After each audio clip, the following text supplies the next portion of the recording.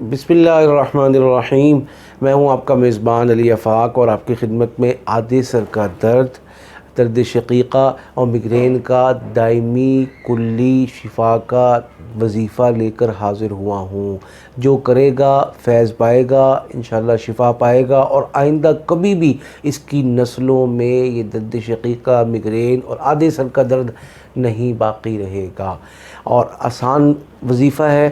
طریقہ کیا ہے کہ سورہ اخلاص صبح 11 مرتبہ، اول آخر 3 مرتبہ درود پاک، اور شام کو 11 مرتبہ یعنی فجر کے بعد اور مغرب کے بعد 11 مرتبہ اسی طرح دم کریں براہ راست مریض پر۔